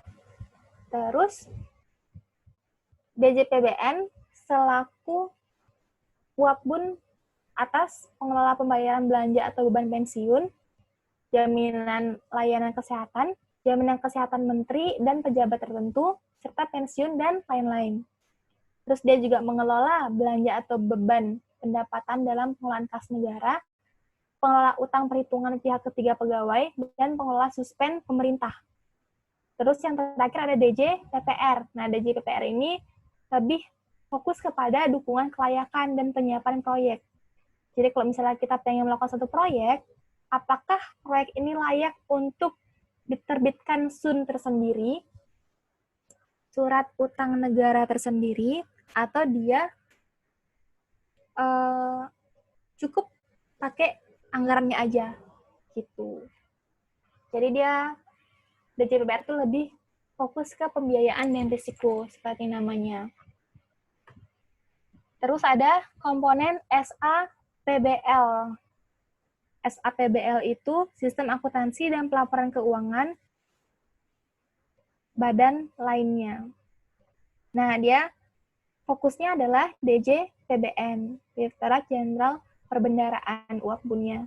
Ceki Direktorat APK, Akuntansi dan Pelaporan Keuangan. Nah, dia bikinnya LPE, neraca, dan CALK. LRA dan LO ini nggak dicentang, nggak juga di strip. Artinya, dia tuh sifatnya boleh dibuat, boleh enggak. Gitu. Kenapa? Karena SAPBL ini lebih fokus kepada pengelolaan dari kebijakan-kebijakan akuntansi. Gitu. Makanya dia nggak bikin yang sistemnya kas. Dia bikin yang sistemnya akrual aja. Yakni LTE, neraca, dan CLK. LU dan LRA dia nggak bikin. Karena emang dia nggak punya kegiatan operasionalnya. Gitu. Nah, Wakbun PBL juga menyampaikan ikhtisar laporan keuangan badan lainnya kepada Wakbun. Sama kayak tadi, PIP, pengelola investasi pemerintah, itu menyampaikan laporan keuangan perusahaan negara ke Wakbun. Begitu juga dengan PBL, juga menyampaikan ikhtisar laporan keuangan badan lainnya kepada Wakbun. Nah, sekarang kita udah masuk ke latihan soal dan pembahasan.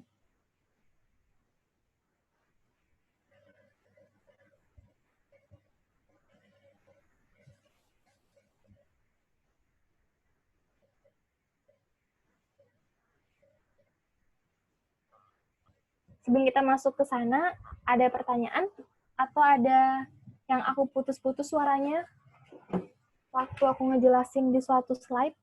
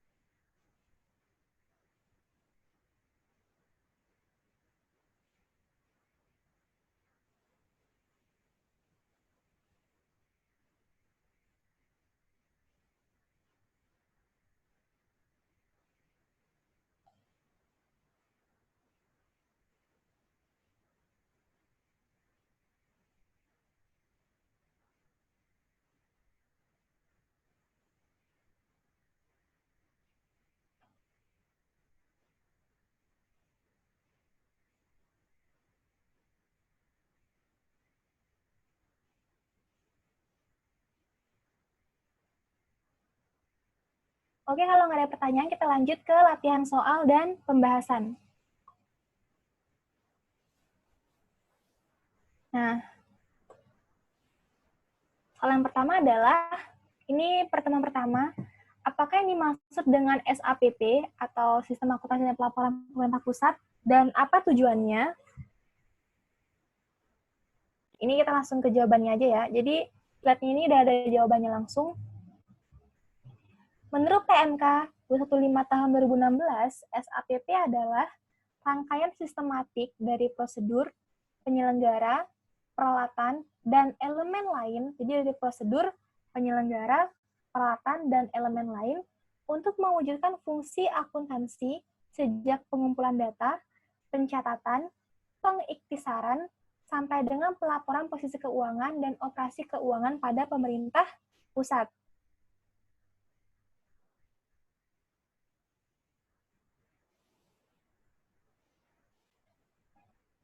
Jadi SAPP itu dia adalah penyelenggara sistem akuntansi pada pemerintah pusat.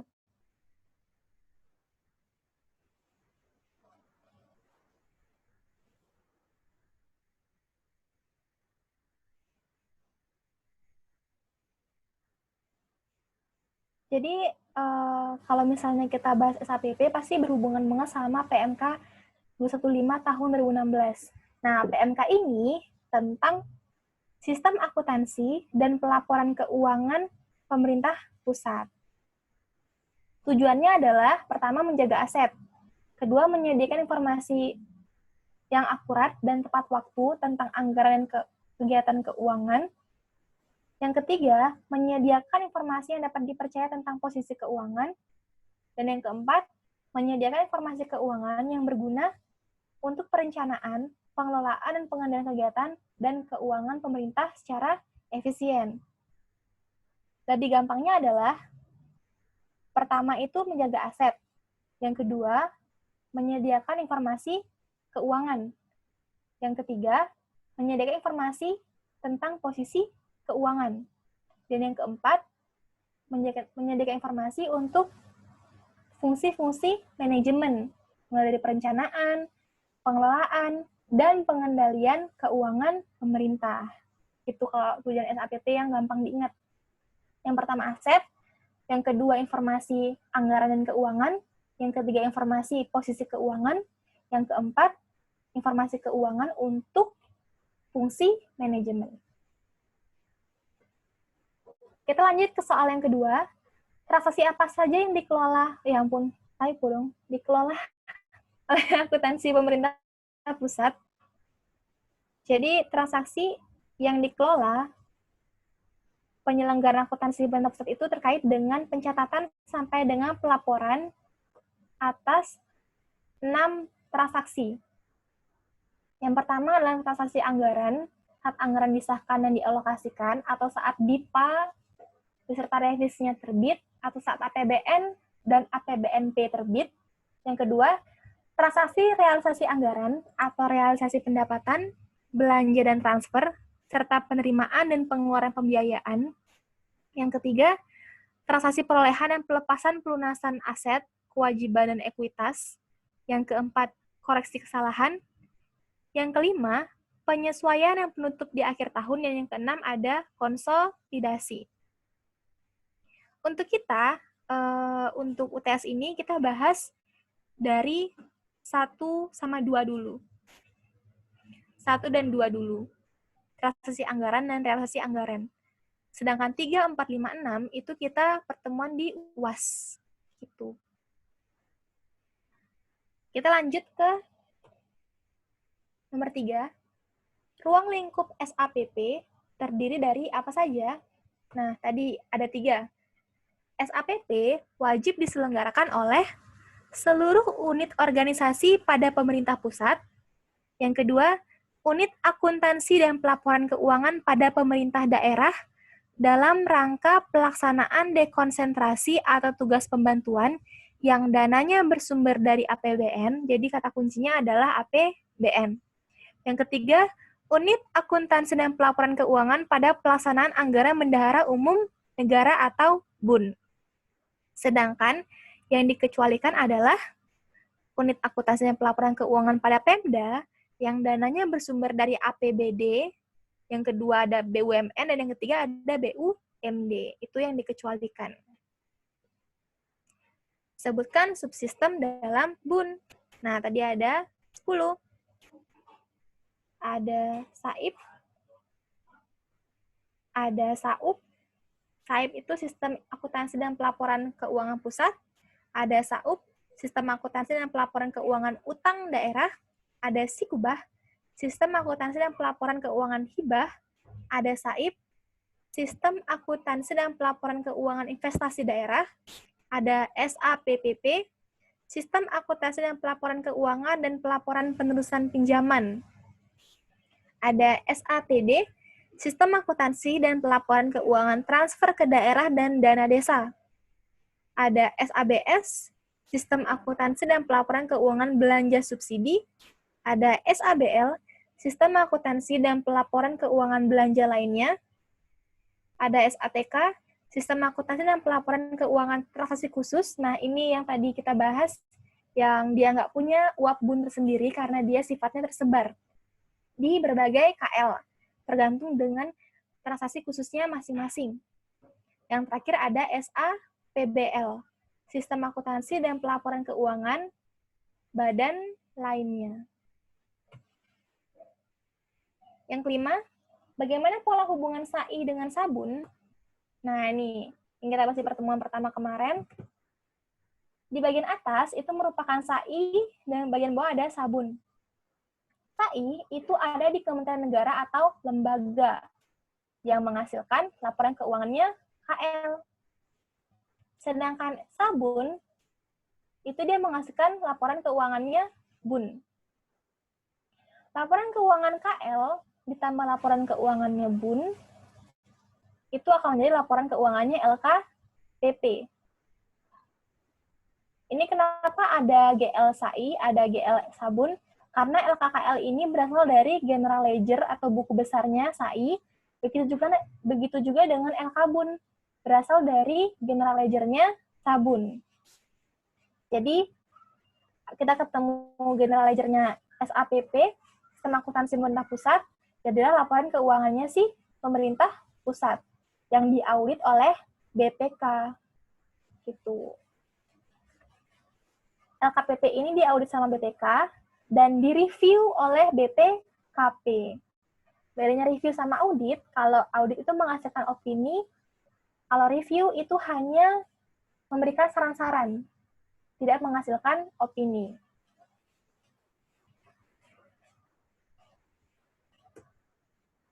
Kita lanjut ke nomor 6, sebutkan komponen laporan keuangan pemerintah pusat. Tadi ada 3. Laporan pelaksanaan anggaran, ada laporan finansial, dan laporan yang menjelaskan butir 1 dan 2. Laporan pelaksanaan anggaran itu ada LRA dan ada LPSAL. Laporan finansial ada neraca, LO, LPE, LAK, dan hanya LAK yang berbasis kas. Sisanya semuanya berbasis akrual. Dan yang terakhir adalah laporan yang menjelaskan butir 1 dan 2, yakni CA, LK, catatan atas laporan keuangan.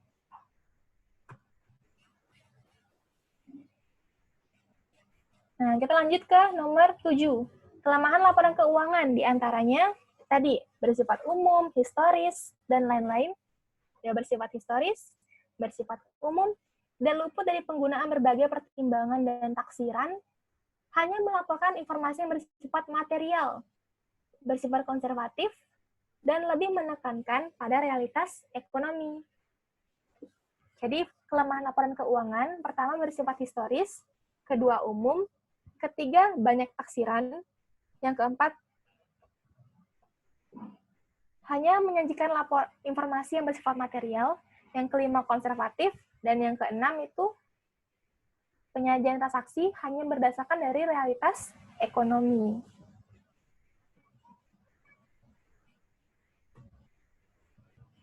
Nah, sekarang kita lanjut ke nomor 8. Apakah dasar hukum kebijakan akuntansi pemerintah? Kebijakan akuntansi pemerintah itu dasar hukumnya adalah PMK 219 tahun 2013 yang sudah diperbarui atau Junto PMK 224 tahun 2016 tentang kebijakan akuntansi pemerintah pusat. Nah, ini dasar hukum dari pelaporan keuangannya pemerintah pusat. Kita pakai ini. 209 tahun 2013. Yang ke-9, struktur dalam laporan arus kas terdiri dari ada 4 tadi kan, operasional, investasi, pendanaan, dan transitoris. Operasional dari pendapatan belanja, investasi, penjualan dan pembelian aset tetap, dan aset-aset lainnya, pendanaan, bayar dan menerima utang, transitoris dari contohnya kayak kegiatan dengan pihak ketiga yang menghasilkan utang PFK.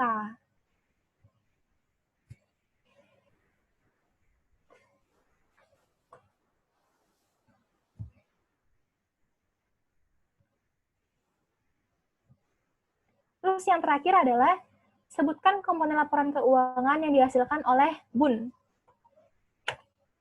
Ini ya. Jadi kita ingat lagi di pertemuan pertama, BUN itu dia punya 2 subsistem. Subsistem sebagai pengguna anggaran dan subsistem sebagai pengelola kas.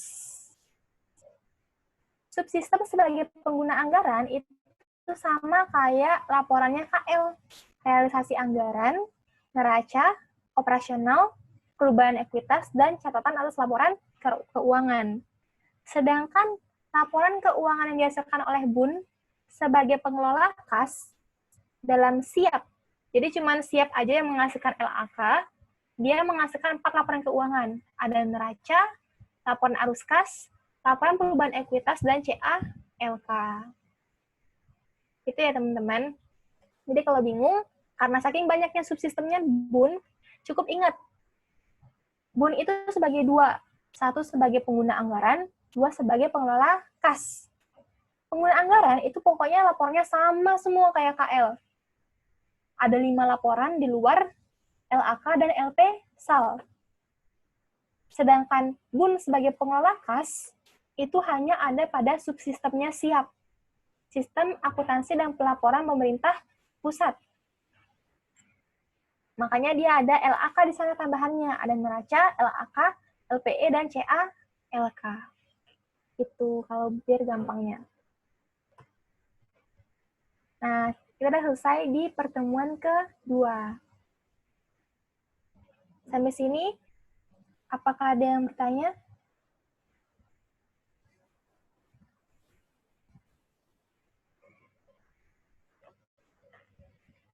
Teman-teman kalau pengen unmute boleh kok.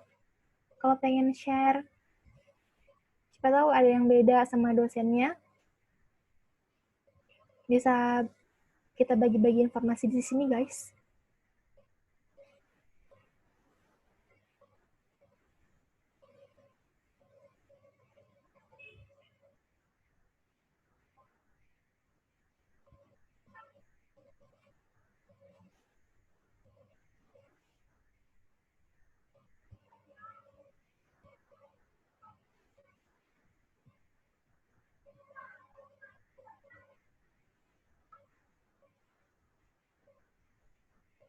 Nah, untuk pertemuan ketiga, kita akan membahas mengenai akuntansi anggaran dan akuntansi pendapatan. Itu aku udah bikin videonya, dan udah aku kirim ke salah satu admin Primavera. Jadi kalau teman-teman pengen buka juga boleh, udah ada video pembelajarannya. Nah, nanti di pertemuan ketiga kita akan bahas mengenai jurnal-jurnalnya. Sama kayak yang aku bahas tadi juga, aku rencananya di akhir pertemuan ketiga kita bakal bahas soal ujian tahun lalu yang berhubungan sama materinya. Jadi kita bahas soal ujian tahun lalu yang cuman bagian anggaran dan pendapatan aja. Gitu. Jadi biar makin paham sama materinya. Terus rencananya semoga nanti teman-teman tetap semangat ya di bulan puasa ini. Terus juga terjaga kondisi. Semoga teman-teman selalu dalam perlindungannya juga.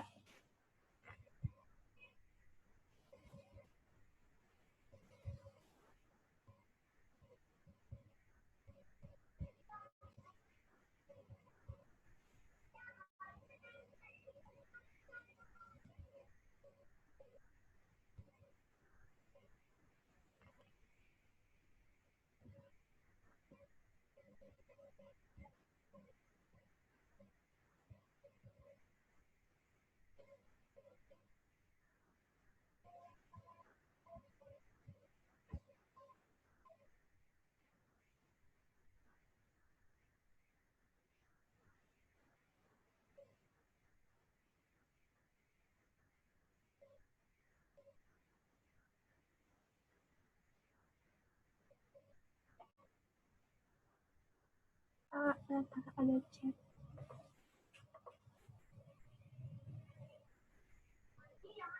Nah, teman-teman, karena materinya sudah selesai, dan kalau misalnya sekarang belum ada pertanyaan, terus nanti pengen mau nanya-nanya, bisa hubungin aku di sini, di via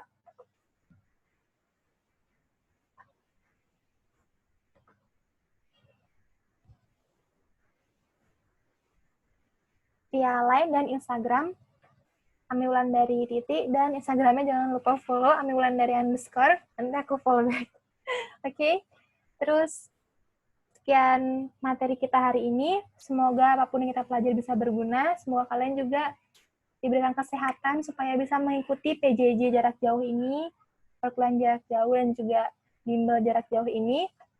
Semoga nanti UTS dan UAS-nya dimudahkan, lancar sampai wisuda 2021 ya teman-teman. Terus aku minta maaf kalau ada beberapa kekurangan di pengajaranku hari ini. Diambil yang baik-baiknya aja, yang buruk-buruknya dibuang. Terus kita tutup ya sekarang. Pasti teman-teman udah pada lemes karena hari pertama puasa. Kita tutup dengan doa dulu. Berdoa menurut agama dan kepercayaan masing-masing. Berdoa dipersilakan.